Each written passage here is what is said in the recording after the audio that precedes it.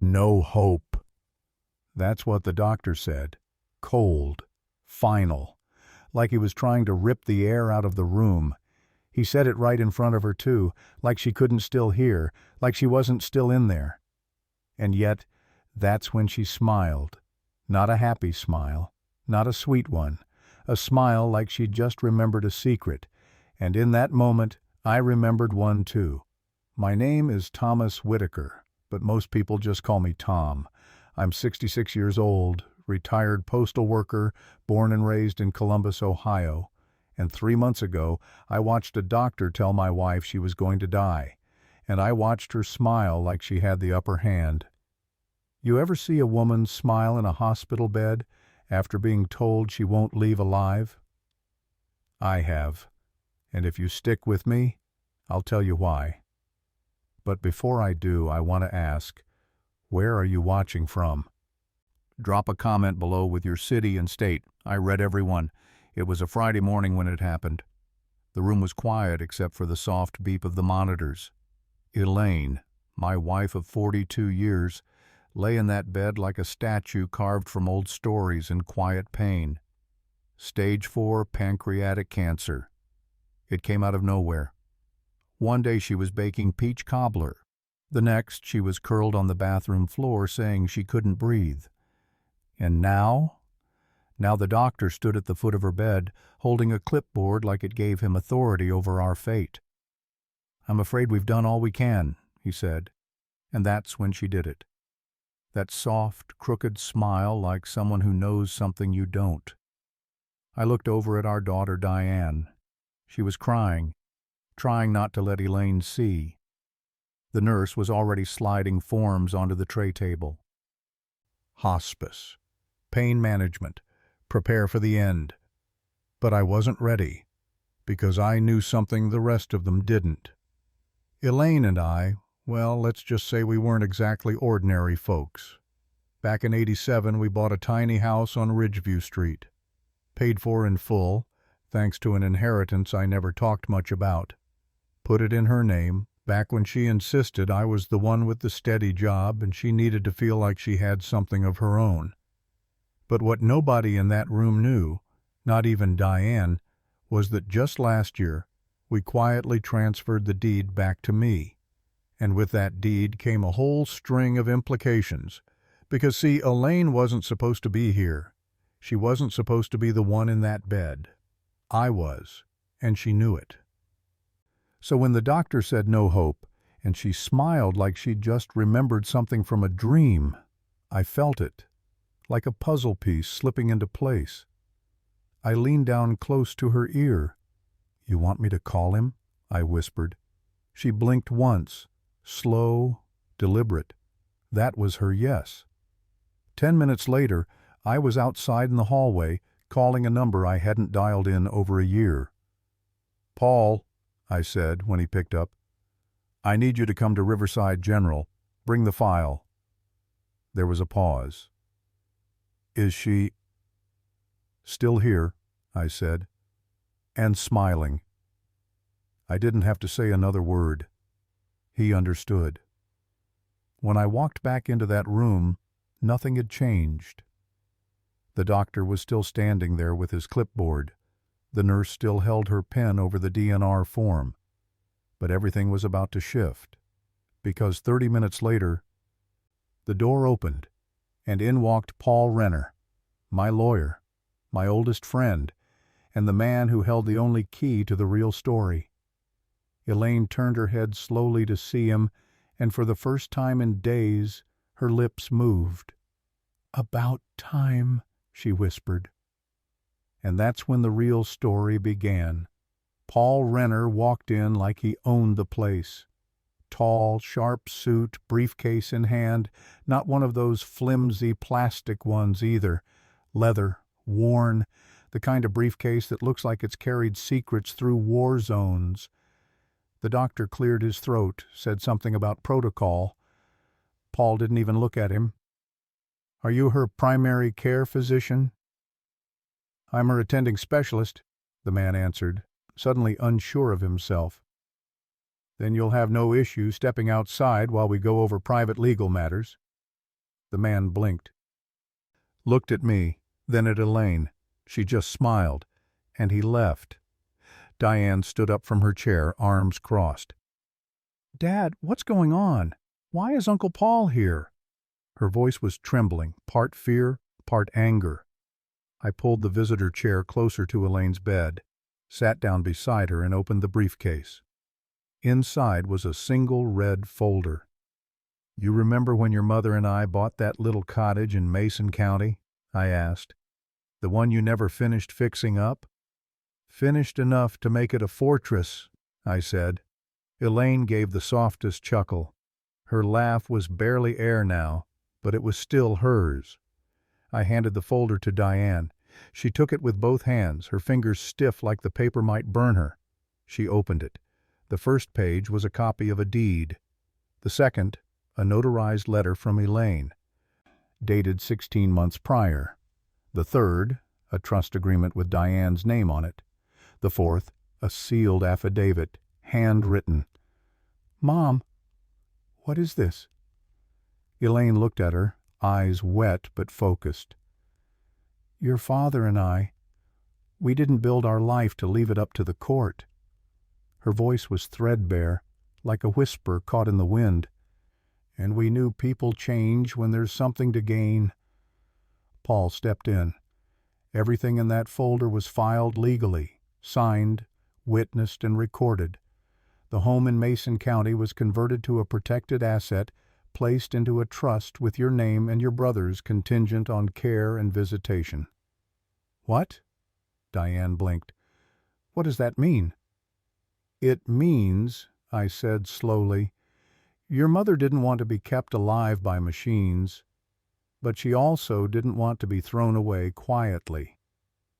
She wanted to be respected, and she wanted to make sure that whoever stood by her when it mattered would be the one who received what she left behind."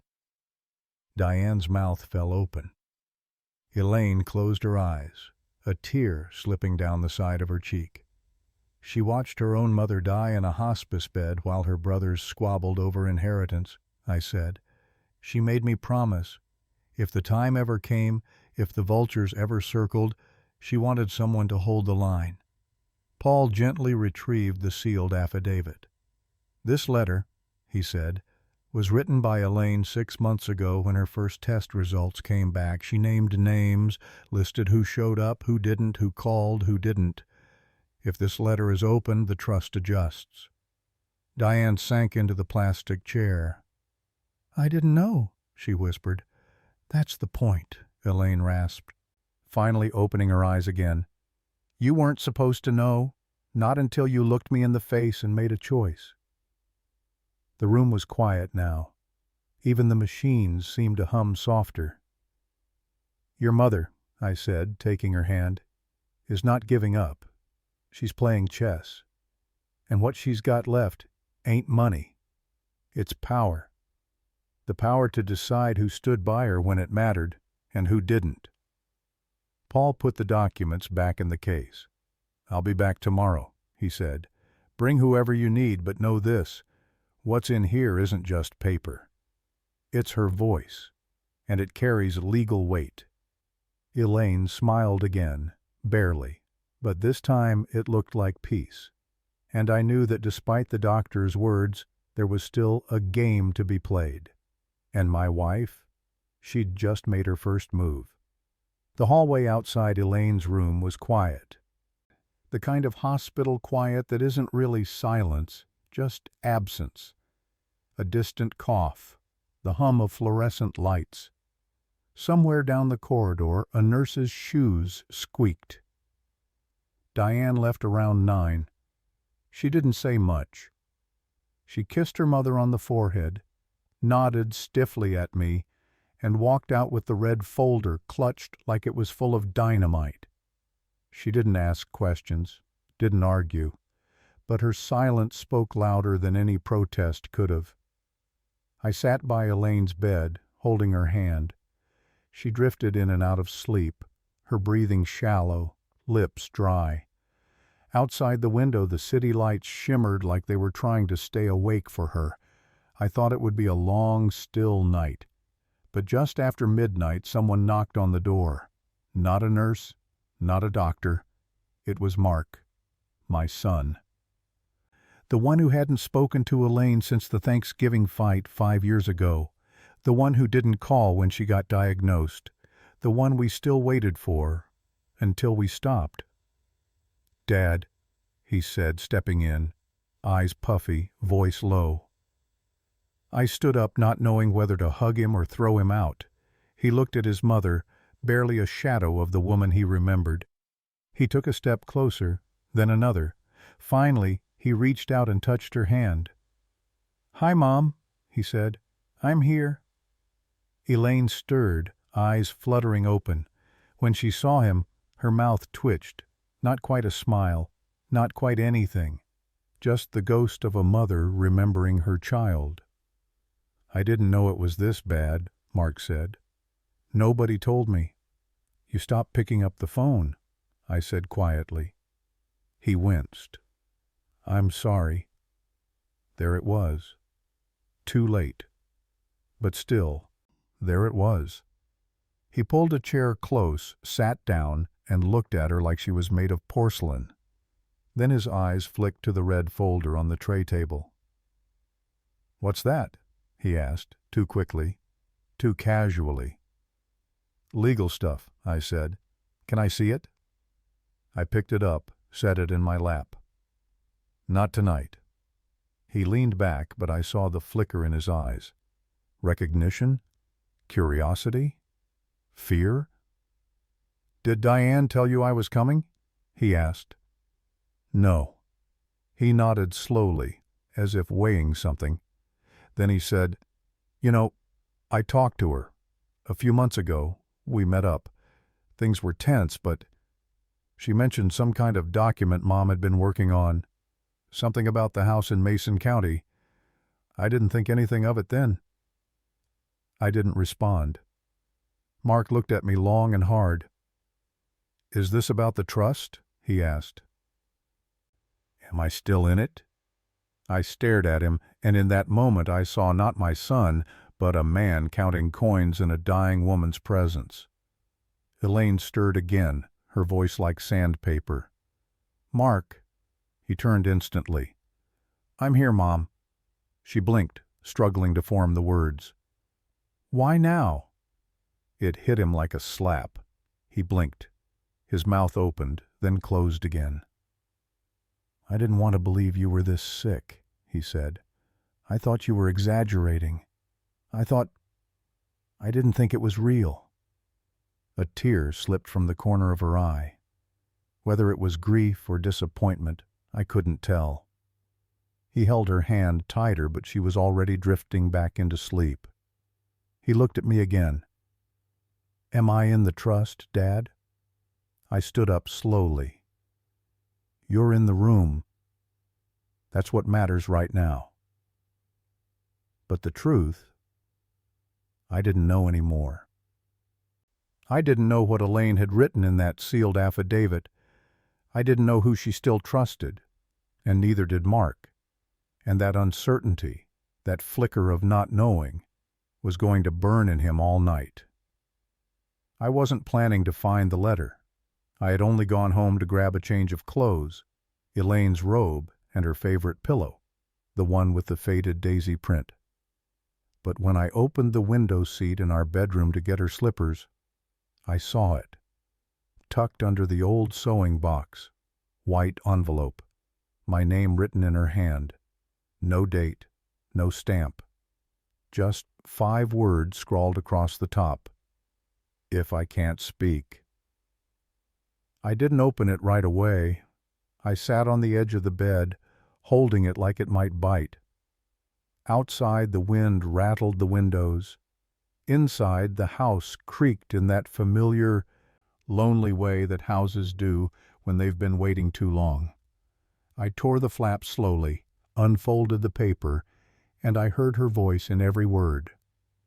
"Tom, if you're reading this, it means I can't tell you myself. I'm sorry for that. I always hated the idea of saying goodbye on paper.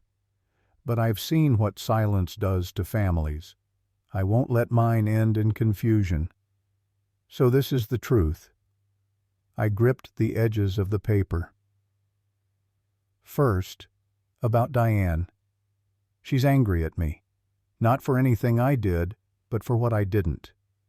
I never stood up for myself when she belittled me.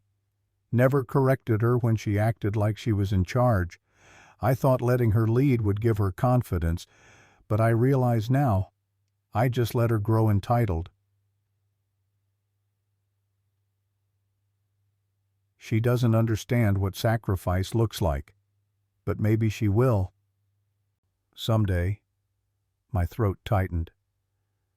Mark. Oh, Tom. I still love him. I never stopped. But I also never forgot what he did. You remember, don't you? The loan, the car, the lie. He never paid it back, never apologized, and then he disappeared when I needed him most. But I still listed him in the trust, because he's our son. I just made it conditional. He won't know until it matters, until he chooses us without knowing there's something to gain. If he's reading this now, then he made the right choice. If not, well, you'll know. My hands were shaking. As for the trust, I'm leaving you final say. You always had the clearer head. I'm not afraid of dying, Tom, but I'm terrified of being forgotten. You were my anchor in this life, and I want the memory of us to be stronger than the bitterness of how this ends. Do what you think is right. Tell them what you think they need to hear. I trust you. Always have. I sat there, staring at the last line. I love you. I loved you from the moment you brought me that broken cassette player to fix in homeroom. You remember that? I do. I never stopped. I wiped my eyes, and then I folded the letter, placed it gently back in the envelope, and tucked it into my coat pocket like it was made of glass. Back at the hospital, things were already unraveling. Diane was waiting in the hallway when I returned, arms folded, jaw tight. She told him, she said. What? Mom, she told Mark about the trust. He said she whispered it to him last night. I said nothing. She's not thinking straight. She's on medication. She's confused. She's not, I said. She's never been clearer. Diane's voice rose. He hasn't been here in years, and now he waltzes in and gets to be the hero? Are you afraid of losing your mother? I asked. Or the control you thought you had? Her mouth opened, then shut. Mark stepped out of the room just then, looking like he'd aged 10 years overnight. Is this really what she wanted? He asked. I looked at them both. No, I said. It's what she planned. And now we were all going to have to live with it. We met in the hospital chapel, not because any of us were religious, but because it was the only place left that felt sacred. Dim lights, rows of pews, a small stained glass window with a cracked corner, the kind of quiet that presses into your skin. I stood at the front, letter in hand. Diane sat to the left, Mark to the right, like they couldn't even stand to share a bench. This isn't a will, I said. It's not legal, not binding, but it's her voice, and we're going to hear it. Neither of them replied. I unfolded the letter slowly, the paper soft from being handled too many times, and I read. To Diane and Mark. If you're hearing this, I'm gone, or I can't speak for myself. Either way, what I have to say won't be easy. Because I didn't raise you to be comfortable. I raised you to be honest. Diane shifted, arms crossed. Mark stared at the floor. Diane, You've always been strong, always had an answer. But strength without softness becomes control. And in the last few years, you forgot how to listen. I didn't need a manager. I needed a daughter. Diane looked up at me, eyes wide. Tears, finally. You kept score instead of memories, counted every favor like it was proof of love.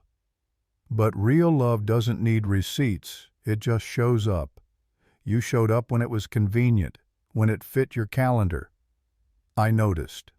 Mark was holding his breath. Mark, you broke my heart more than once. But I never stopped hoping you'd come back. I needed you, and you were gone. But last night, you came, and I saw something in your eyes I hadn't seen in years. Regret. That means there's still a soul under all that silence. Mark blinked hard. His jaw clenched. You want to know what's in the trust?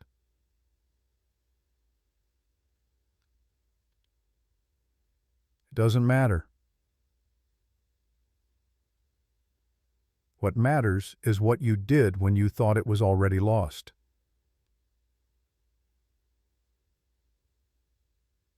What matters is whether you showed up for me or for what I could give you. My throat tightened. There's no inheritance large enough to fix a broken bond, but there's always time to start again, if you choose it, if you show up. I folded the letter.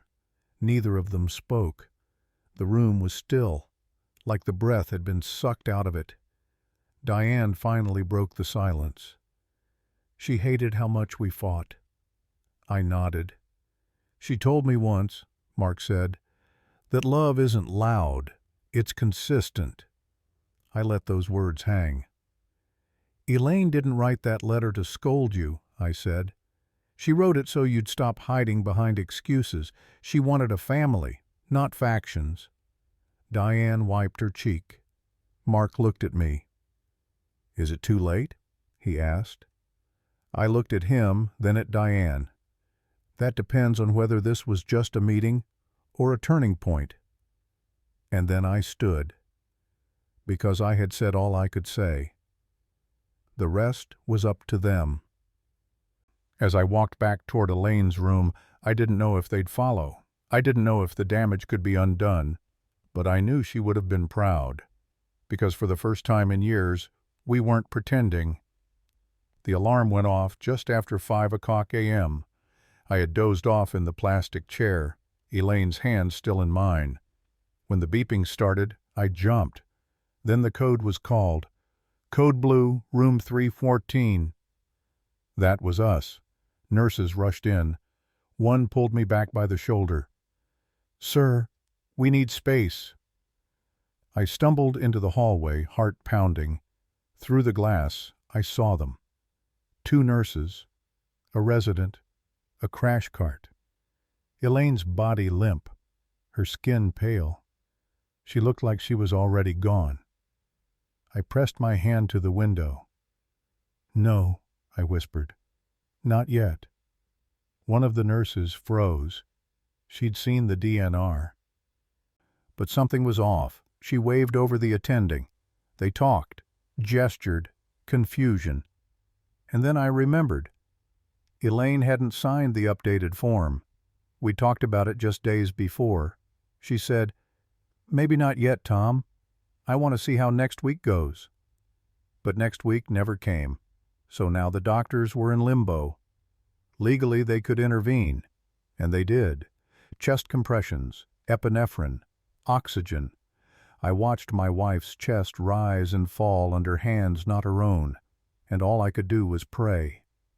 Diane came running down the hall, her eyes wide with panic. What happened? She coded, I said, barely recognizing my own voice. Mark appeared seconds later, breathless. We stood there, shoulder to shoulder, the 3 of us, this fractured, hurting family, watching the woman who had built us now being pulled back from the edge. A flat line beeped, then A single blip, then another. The room froze. The attending looked up, eyes wide. "We've got something," he said. I exhaled, knees buckling. They stabilized her. Tubes, monitors, meds. But she was back, for now. I was allowed back in first. She looked distant, faded. But when I said her name, "Elaine," her eyes flickered. She blinked, once, then again. Her lips moved. I leaned close. "Tom," she rasped. "I'm here." She closed her eyes, took a breath, then whispered something so faint I almost missed it. "Did they hear me?" I nodded, tears falling. "They did." She smiled. Even now, even after the edge, she smiled. The nurse stepped in. "She's stable for the moment, Mr. Whitaker, but it's fragile." I knew what that meant. Diane and Mark entered quietly. They stood on either side of the bed. Elaine looked at them both. No words, just eyes. And they understood. There are some apologies words can't carry. There are some goodbyes you don't say out loud. She was back. But time had a leash on her now. And we all felt it. The hospital gave us 2 days. That's how long they said it would take to set up hospice care at home. 2 days to turn a quiet living room into a place where life might end. I went home alone that night.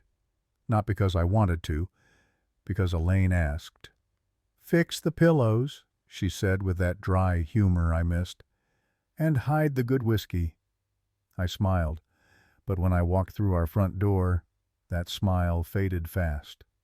The daisy pillow still sat on the couch, her knitting basket untouched. The house smelled like cinnamon and old memories. I started moving furniture, made room for the hospital bed, cleared space for medical supplies, folded blankets with shaking hands. You ever prepare a house for someone to die in? It's the cruelest form of love. Around noon the doorbell rang. It was Julia, Elaine's cousin, the one she used to call her mirror. She walked in with a manila envelope and eyes full of hesitation. "I wasn't sure if I should come," she said. "But Elaine gave this to me last year, told me to hold it, said not to open it unless things got final." I took the envelope. Inside, a single page, hand-signed by Elaine, a notarized note, and a photocopy of a trust amendment. "Tom," Julia said gently, "this version, this one's different from the folder you showed Diane and Mark." My hands started to sweat. I read the amendment. It changed the beneficiary order. It removed Diane as co-executor, and it added a clause that, if Elaine's children contested the trust publicly, they would forfeit their share. My heart sank. "She updated this after Diane yelled at her in January," Julia said. "Elaine never told anyone but me." I stared at the signature. It was real. This changed everything. The trust we'd all gathered around in fear and pride wasn't even the latest version, and Elaine, always 10 steps ahead, had known this might happen. I called Paul. He confirmed it. "This version overrides the last one," he said, "and the timing is significant." I didn't ask what that meant. I already knew. Elaine hadn't been dying for 2 weeks. She'd been preparing to die for 2 years, and we were all just catching up. That night, back at the hospital, I told her Julia had come. Elaine nodded, barely awake. "She gave me the envelope," I whispered. She opened her eyes. "You opened it?" I did. A weak smile. "Then you know." I nodded. "I know everything now." She closed her eyes again, and then, with barely enough strength to form the words, she whispered, Don't bury me next to my mother. I blinked. What? I want the ocean. Her eyes opened, clear as ever. I want to be scattered, not boxed, not underground. Let me float. I couldn't speak. I've lived in other people's structures all my life, she said. This is mine. And just like that, she closed her eyes again. The choice had been made, not by lawyers, not by children, by her. I told them the next morning. We met in the kitchen, coffee brewing like it was any normal Sunday. It wasn't. Your mother made changes to the trust, I said, keeping my voice steady. Diane raised an eyebrow. Mark just kept staring at the floor. She removed you, Diane, I added gently, as co-executor, and added a forfeiture clause. Diane's face went pale. She what? She updated it after January, after things got heated. That's ridiculous, she snapped. She was angry. That doesn't mean... She was clear, I said. And it's notarized. Mark looked up slowly. So, if we fight this, you lose everything. Silence. Then Diane slammed her mug down, coffee sloshing over the rim. She always favored you, she spat at Mark. Even when you vanished, you show up for 5 minutes and get rewarded? I didn't ask for anything, Mark said quietly. You didn't have to. She gave it to you anyway. She gave it to the person who listened, I said, louder now. The person who showed up when it mattered. Diane turned on me. And you? Just what? Go along with it? No questions? I looked her dead in the eye. I honor her wishes. That's what I do, whether I like them or not. That shut her up. Mark stood. I don't want the money, he said. I just want peace. Diane laughed bitterly. Must be nice to want things you didn't earn. He walked out without another word. Later that evening, I was washing dishes when my phone buzzed. Voicemail. No missed call. Just a voicemail. Blocked number. I played it. The voice was male. Calm. Measured. Mr. Whitaker, I'm calling about the Elaine Whitaker Trust. I believe you've recently become aware of its updated terms. I suggest you reconsider any attempt to enforce those terms before certain discrepancies become public. If the original beneficiaries are not restored within 7 days, legal action will follow. I trust you'll do the right thing. Click. No name, no number, no second call. I stood there, dish towel in hand, heart pounding. Who was that? Not Diane, not Mark. Someone else, someone who knew more than they should.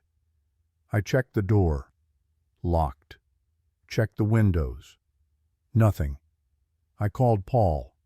He told me to forward the message immediately. I'll trace it, he said. But Tom, if someone's threatening legal action based on discrepancies, they're either bluffing or they know something they shouldn't. That night, I sat on the couch with Elaine's daisy pillow clutched to my chest.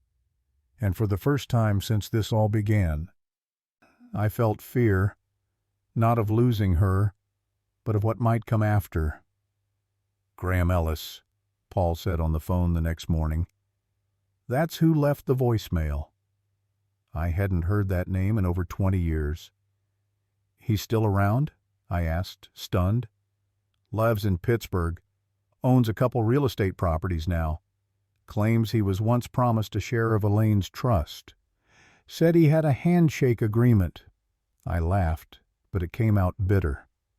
He also says, Paul continued, that if you don't include him, he'll go public with something about unauthorized loans and financial misconduct. Anything I should know? I sank into the recliner. Back in 2003, Elaine had tried to open a boutique with Graham. It was short-lived. 6 months of stress, poor sales, and arguments. Elaine said she'd repaid her share of the losses. Graham insisted she hadn't. They never went to court. It ended in silence. Until now. "Tell him to bring receipts," I said finally. Paul paused. "He doesn't have any, Tom. That's the thing. But he doesn't need them to cause trouble. A few strategic leaks. He could get the trust frozen, tie it up in probate for years." I gritted my teeth. Elaine was barely holding on. And now her legacy, her final say, was under threat from a man who hadn't seen her since flip phones were new. "Let me handle him," Paul said. "But if he reaches out again, don't engage." I agreed, but I didn't feel settled. That evening I stood by Elaine's bedside, the home hospice lights dim. She looked smaller somehow, like the outline of a person sketched in soft pencil. I brushed her hair back gently. "Elaine," I whispered. "What did you owe him?" Her eyes flickered open just a little, then shut again. Was that guilt or just exhaustion? Outside, Mark sat quietly in the living room. Diane was in the kitchen, avoiding both of us. I stood in the hallway between them, holding the weight of a secret. If I told them about Graham, they'd panic. If I didn't, and he went public, we'd all be caught off guard. That night, I lay awake beside Elaine's hospital bed, listening to her breathe. I thought about all the versions of her I'd known. The girl who fixed my cassette player, the woman who wore borrowed shoes to our wedding, the mother who packed lunches with handwritten notes.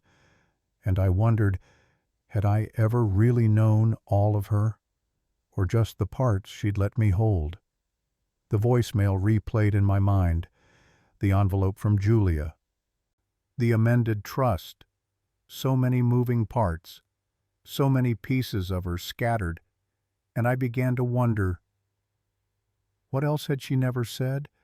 I hadn't driven to Pittsburgh in over a decade. The highway felt longer than I remembered, colder.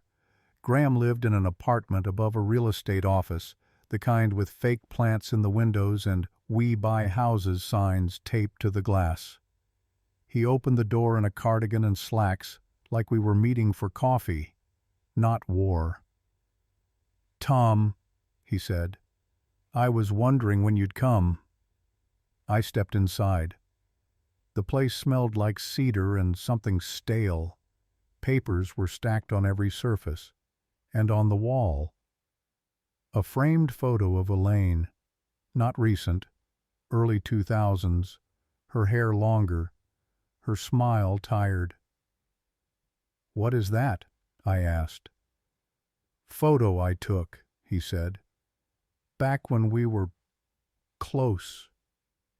I stared at it too long. "Why the voicemail?" I finally asked. "Because she promised me," he said.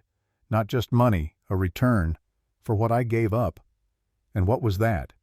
He reached into a drawer, pulled out a slip of paper. It was yellowed, creased, a promissory note, Elaine's signature at the bottom. "I loaned her $25,000 in 2004, he said, "for the boutique. She said she'd repay me within 5 years. Never did. She said she repaid her share. Not to me." I studied the note. It was real. "I don't want to drag her name through the mud," Graham said, "but if I'm being erased from her legacy, I'll fight." I looked around. The photo, the note, the bitterness in his voice. This wasn't about money. This was about being remembered. "You loved her," I said quietly. He looked away. "Not the way you did," he said. "But yeah, I did." I left without another word. The drive back was a blur. By the time I pulled into the driveway, the sun was setting. Diane was waiting on the porch. "You went to see him, didn't you?" I didn't answer. You think I don't know what's going on? That you can keep shielding us?" She stepped closer. "If Mom did something wrong, financially, legally, I have a right to know. Mark has a right to know." "She didn't do anything wrong," I said. "She was just trying to do the right thing with the wrong people." Diane's jaw tightened. "I'm done being left out, Dad. If you keep picking ghosts over the living, don't expect me to keep standing here." She walked back inside, and I stood there in the growing dark, wondering when exactly this family became a battlefield. I held the note in my hand. It was proof of debt, but also of something deeper. A life Elaine had lived that I was never invited into, and now I had to choose. Protect her memory or tell the truth? The nurse told me it could be hours, maybe a day, but I knew. Elaine was leaving, not quickly, not with drama, but like a tide pulling back, slowly revealing the seabed beneath. I called them all. Diane arrived first, pale and tense, clutching a blanket she'd made in high school. Mark followed, looking older than I remembered. Julia came last, carrying a thermos of tea Elaine would never drink. We gathered in the living room, transformed now into a place of waiting. Elaine lay in the center of it all, the daisy pillow tucked beneath her head. I sat beside her, journal in hand. "I found this yesterday," I said. It was hidden in her recipe drawer. I opened to the last page. Her handwriting, shaky but certain.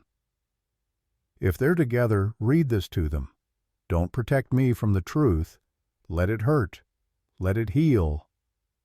I cleared my throat, and I read. "I don't believe in perfect mothers. I don't believe in clean legacies. I believe in trying. And I tried. God, I tried." Diane was already crying. "Diane, I loved your strength, but I never knew how to soften you without breaking myself. Mark, I loved your heart, but you ran from your guilt, and I let you." Mark looked away. "Martin, you were my home, even when I didn't deserve one." My voice cracked.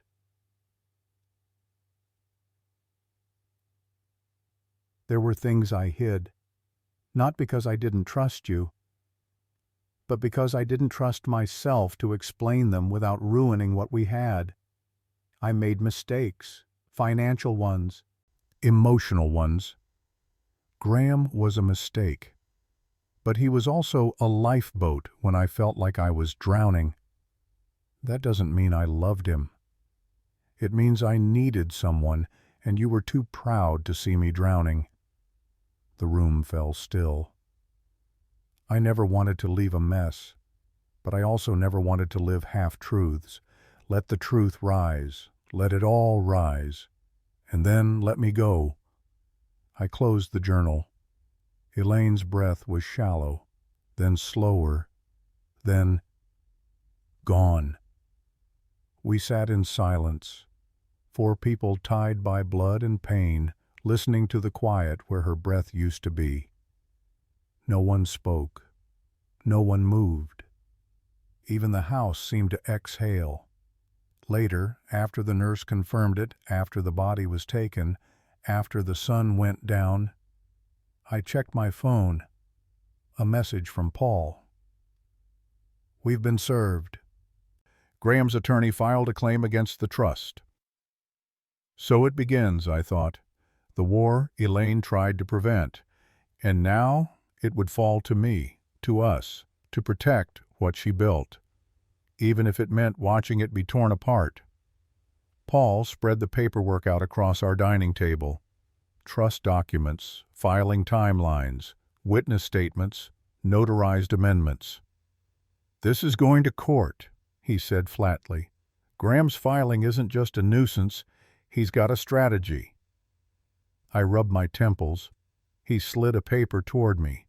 He's claiming undue influence, that Elaine wasn't of sound mind when she amended the trust.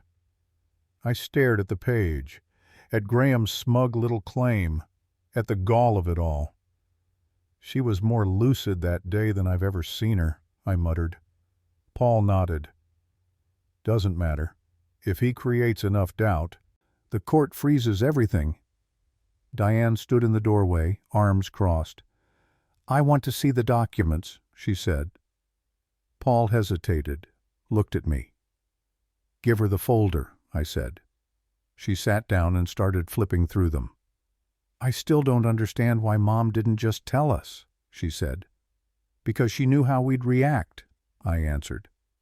No, she snapped, because she was afraid, and maybe she had reason to be.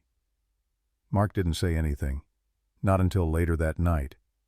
He knocked on my study door, holding something small in his palm. I found this, he said, a USB drive. Where? In her photo frame, the one from our trip to Myrtle Beach. We plugged it in. One file, audio, dated 7 weeks ago. We played it. Elaine's voice filled the room. I'm recording this because I don't want Paul, or Tom, or anyone else defending me without context. If Graham comes after the trust, this is why. Mark and I exchanged a look. I borrowed money from him once. I didn't pay it back directly. I paid it through merchandise, rent, favors. He never saw it as repayment. I should have made it official. I didn't. I was ashamed.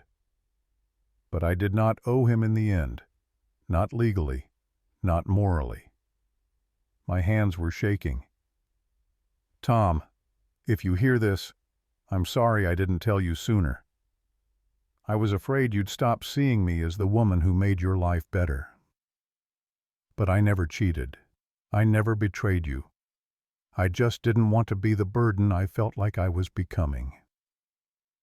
There was a pause, a long one. Then she said, quieter than before, I trusted Graham once, but I should have told Tom the truth. Click.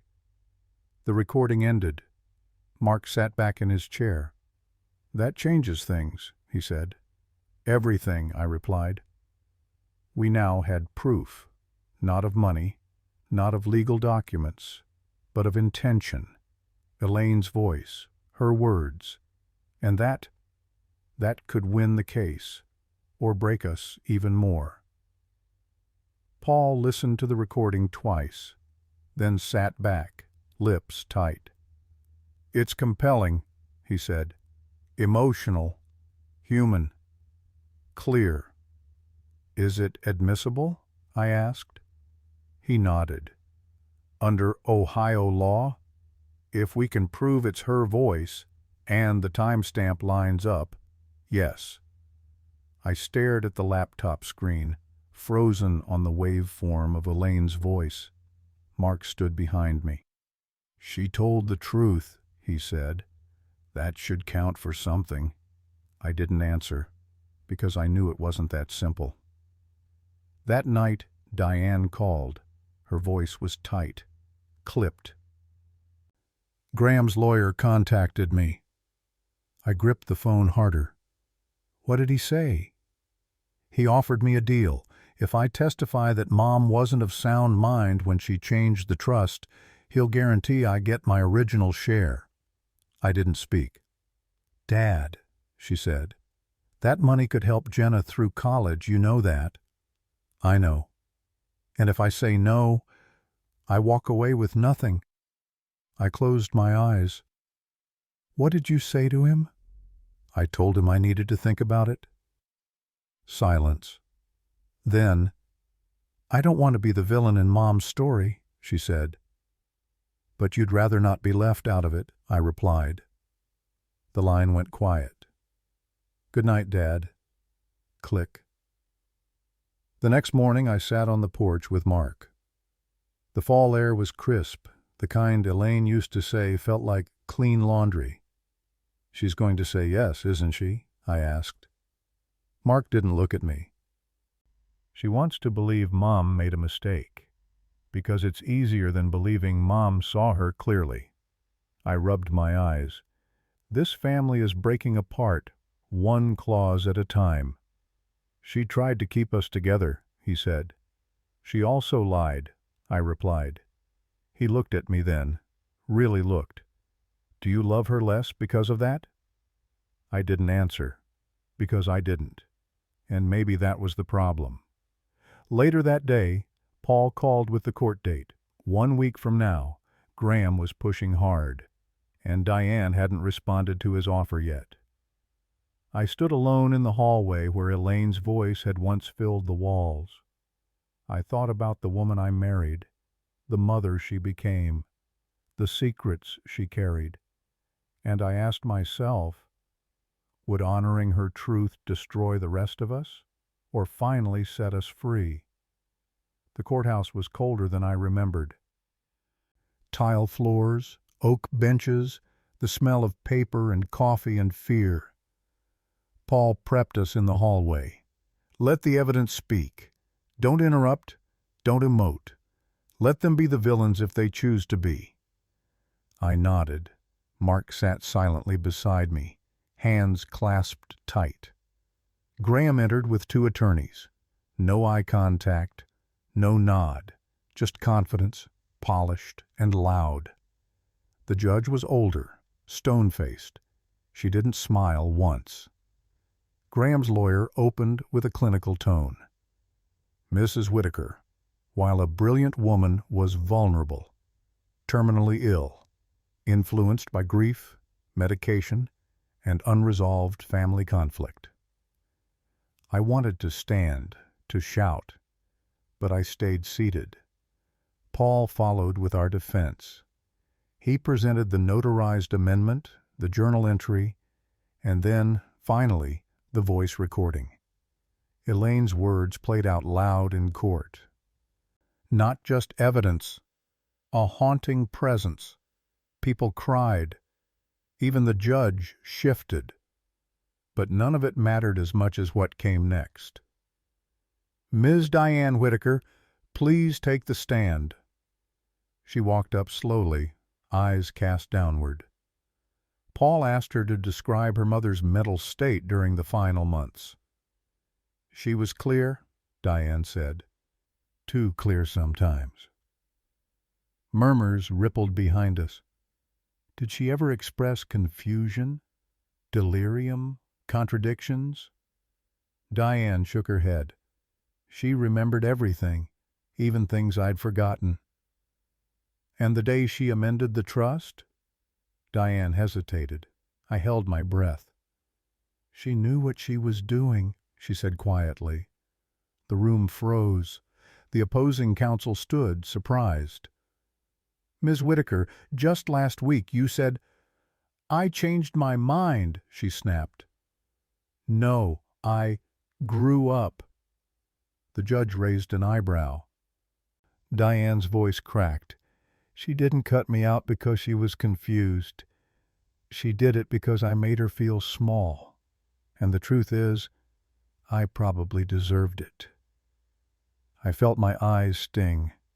Mark looked away. She was my mother, Diane said, and I loved her. But love doesn't mean you were always right. Sometimes love just means you stop pretending you were. She stepped down from the stand. The judge called recess. Outside the courtroom, Diane walked past us without a word, but as she passed, she placed her hand gently on my shoulder. And that was enough. For now. Paul slid the offer across the table. $25,000. No admission of wrongdoing. We acknowledge a misunderstanding regarding the trust's original terms. He drops the suit.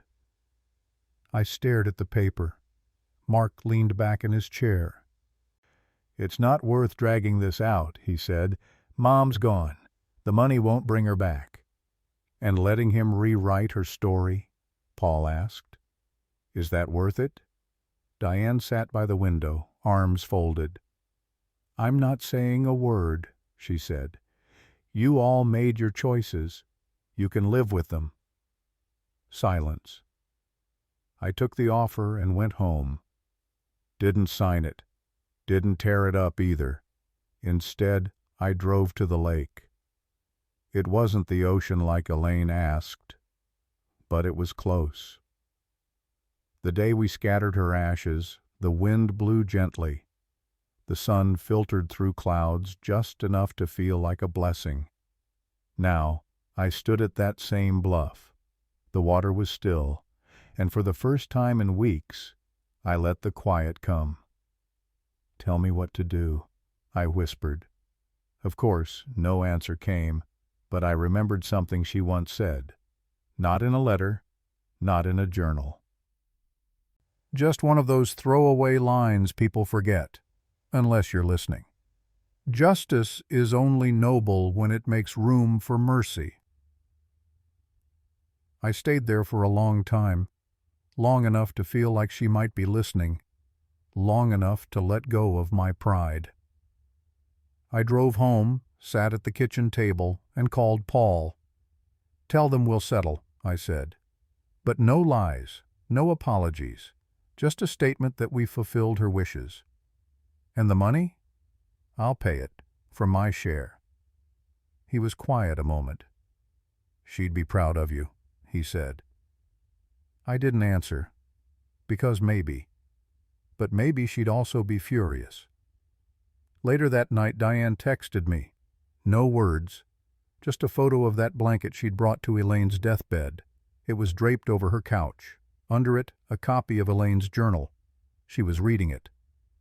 And maybe, just maybe, that meant we hadn't lost everything. The case closed with little ceremony. The court clerk filed the agreement. Graham withdrew. No headlines, no humiliation, just silence. Paul shook my hand, then left. Diane drove home alone. Mark stayed behind a few extra hours, helping me box up papers. No one said thank you, but no one slammed the door either. A week later, a small package arrived. Plain envelope, no return address. I knew the handwriting.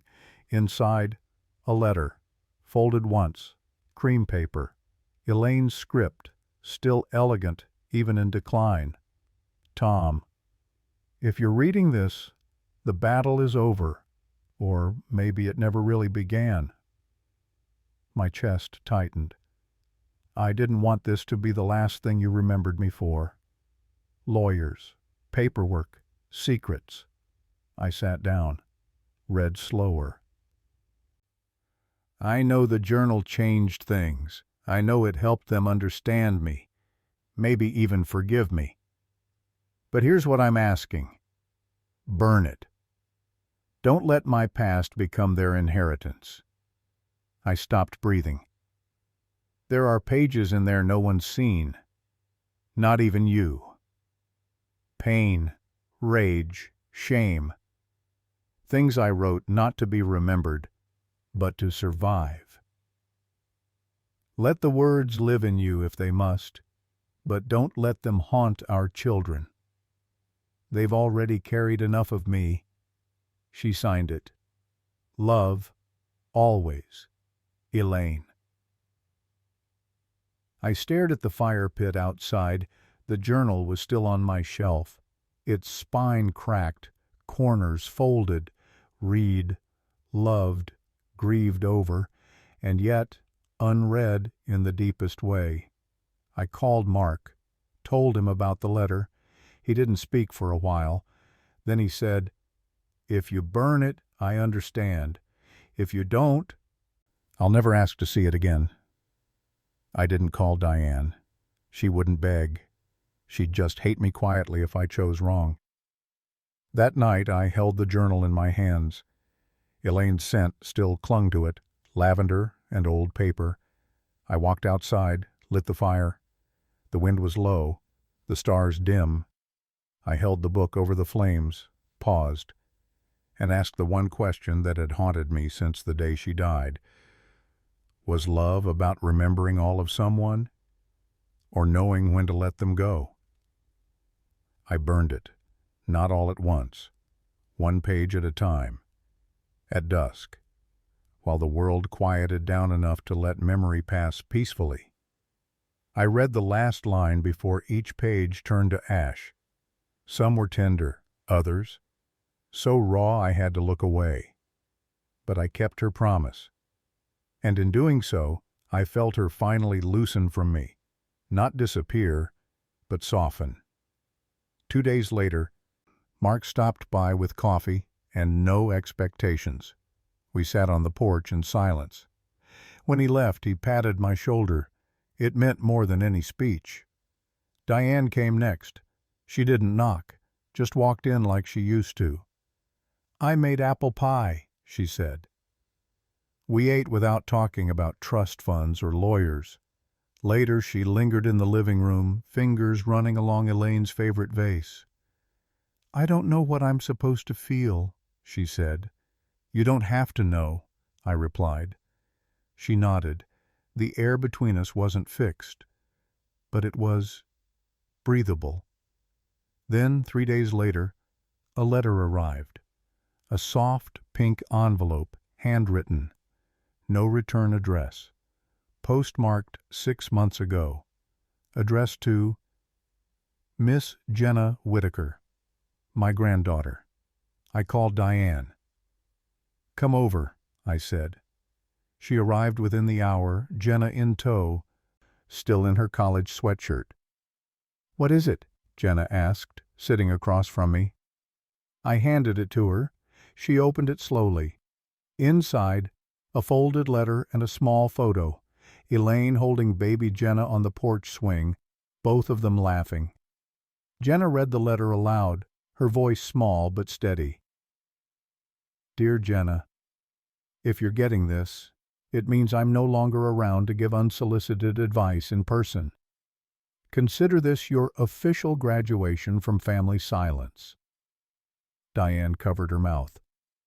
Jenna kept reading. "You are more than the product of old arguments and broken traditions. You are the bridge. And maybe, just maybe, you'll be the one to build something new.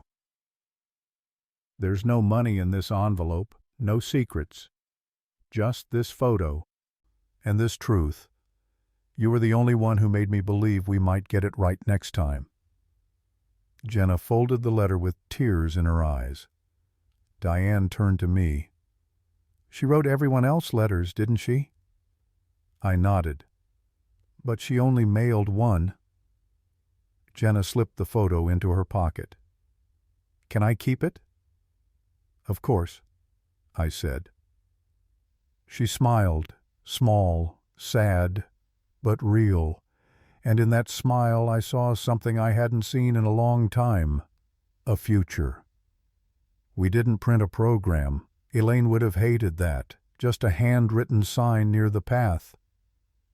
For Elaine, bring your memory, not your pity. The lake was still, the wind gentle. We stood in a loose circle. Family, a few old friends. Julia. Mark set a small speaker on the bench and played Simon and Garfunkel's Bookends. Diane stepped forward. Her hands shook, but her voice didn't. She pulled a folded paper from her coat pocket. "I copied this from Mom's journal," she said. "The day before Dad burned it." She read, "Love isn't the big moments. It's the small kindnesses no one ever writes down." Her voice caught.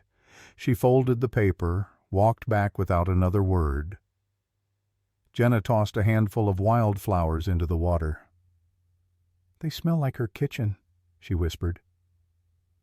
We stood in silence as the sun slid behind the tree line. No one cried, not out loud. Afterward they all left slowly, quietly, one by one. I stayed behind to clean. Old habit. Back in the kitchen, I washed dishes the way Elaine always had. Soapy water, air dry, no shortcuts. I opened the recipe box to put away a stray card, and there it was, A note. Wedged between lemon loaf and cabbage soup, Mark's favorite. Folded small, labeled in tiny script. For Tom. Only if I'm gone. I sat down to read it. Tom, you're the only man who ever made me feel unlost, even when I wandered, even when I doubted myself. You never tried to fix me. You just stayed. I know this hasn't been easy. I know you've carried more than your share, and I'm sorry for the mess. But I never wanted perfect. I wanted us. The quiet, the jokes, the smell of your coffee in the morning. If you're reading this, then I didn't get to say goodbye the way I wanted. So here it is. Goodbye, my love. Thank you for holding the story when I couldn't. I folded it back and placed it in my wallet. Not for memory, for safekeeping. Outside, the wind picked up just enough to rattle the porch swing. I closed the door gently behind me. And for the first time in months, the house didn't feel empty. It felt quiet and ready.